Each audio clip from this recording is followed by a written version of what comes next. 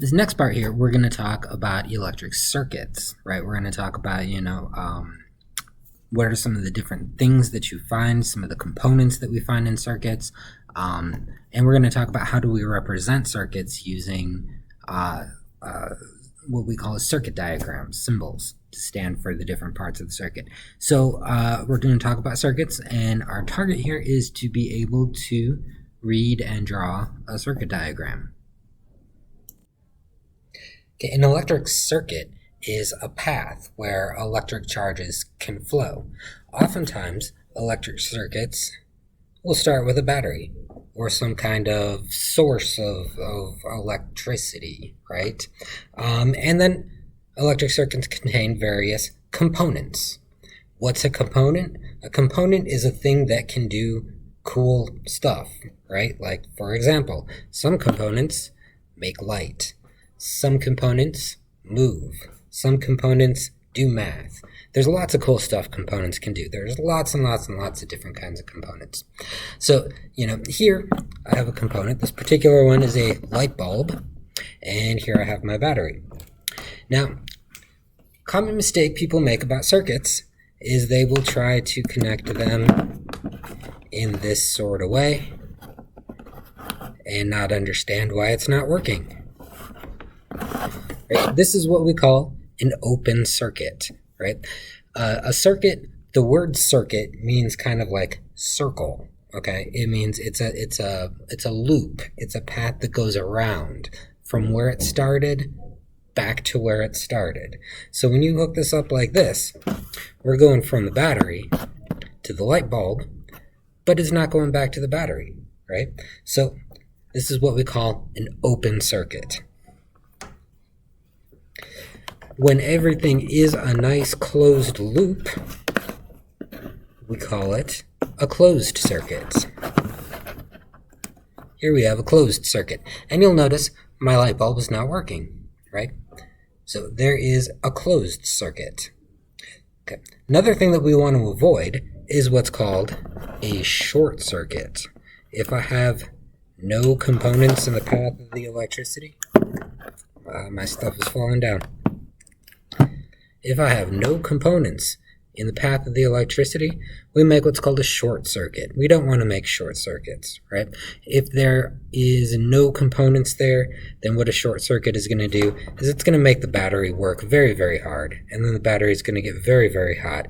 And there might be fire and there might be sparks. And we really do kind of want to avoid that. So we're not going to make any short circuits. There's lots of cool stuff you can put in your circuits, right? So here, let me bring my light bulb back. Okay. I can put other stuff in this circuit, like, let me grab another wire here, and perhaps we can see. Here I have what's called a switch. And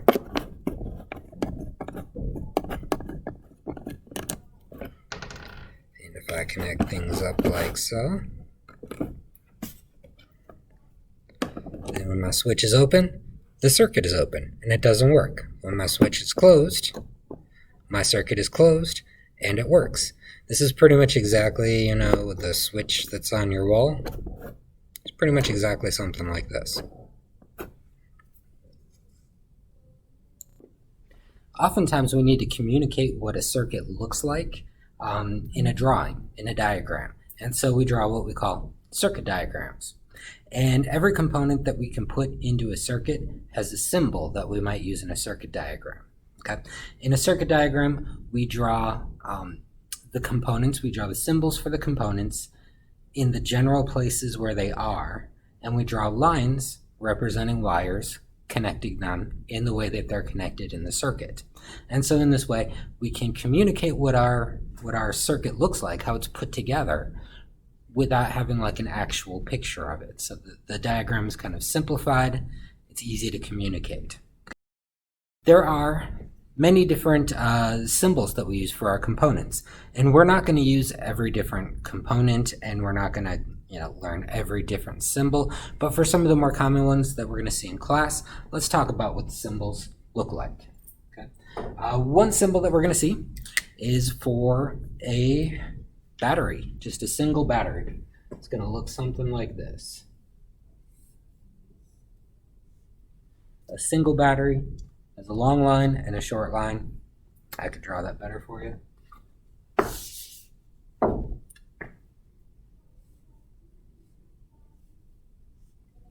That is a battery. Sometimes we put more than one battery together in a circuit, right? And when that happens,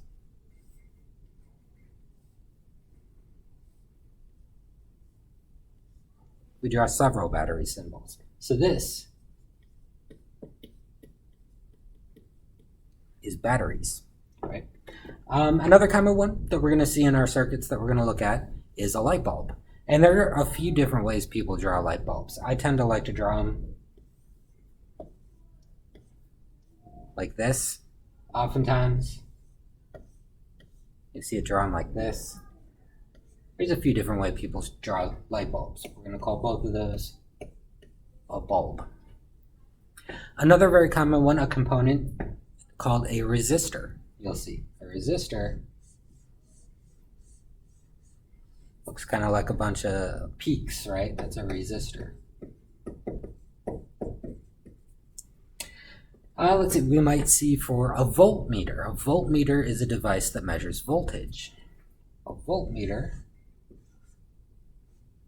is just a circle with the V in it, right?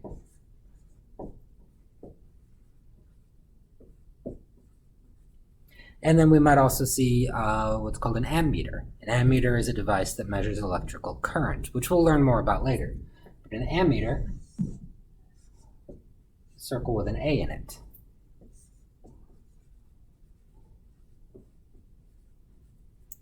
So there are some basic components there for us to know the symbols for so we can draw some circuit diagrams. One more I forgot to put up there, a switch. A switch looks like this.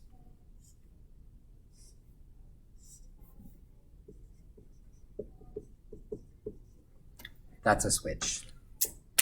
Kind of looks like, it's been opened. A switch. A couple other things to keep in mind here is there are different ways that things can be connected in a circuit, okay? One way that things can be connected is what's called in series, okay?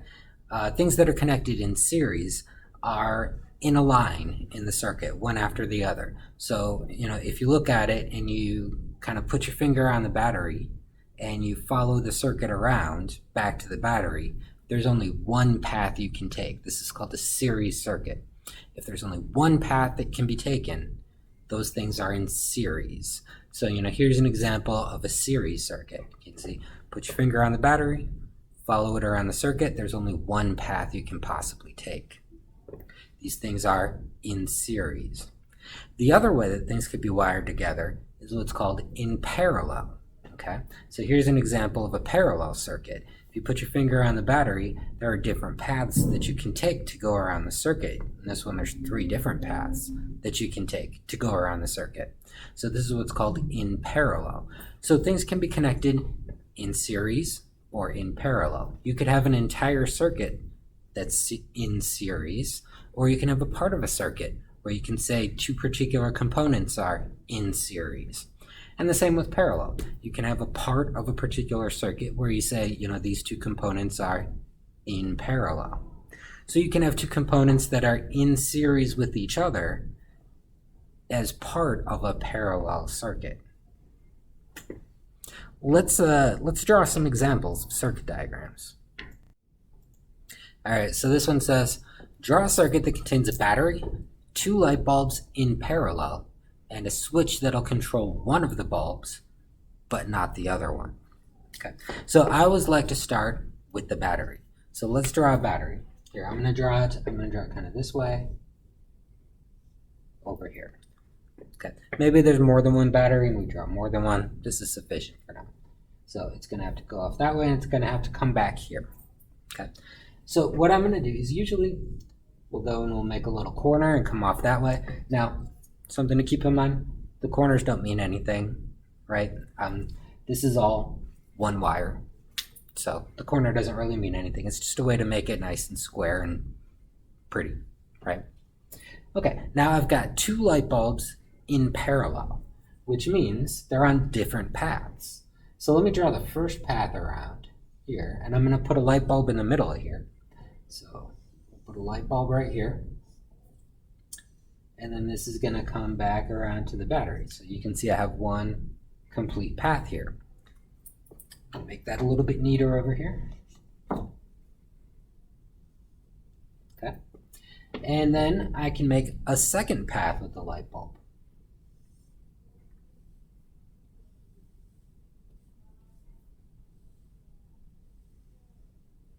Okay.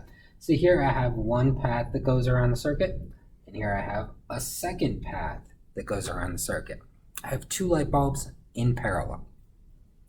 Now we also need a switch that's going to control one of the bulbs, but not the other. So we want a switch that's in the path of one of the bulbs, but not the other one. There's lots of places I could put it. Let's put it right here. And the switch, if you remember, looks kind of like that.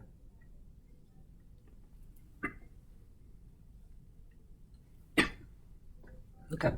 I could also put it here, or here, or here.